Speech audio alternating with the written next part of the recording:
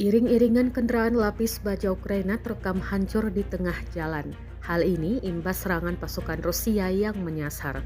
Rekaman penampakan kendaraan Ukraina tersebut diunggah di Telegram pada Rabu 15 Januari 2025. Tampak kendaraan Ukraina hancur lebur di bagian bodi bahkan di dalamnya. Dalam keterangan unggahan disebutkan satu kolom atau iring-iringan kendaraan lapis baja formasi Ukraina yang terdiri dari mobil lapis baja internasional Max Pro buatan Amerika, sebuah BTR 70M dan 2 BMP dihancurkan di arah selatan Donetsk oleh pasukan Rusia.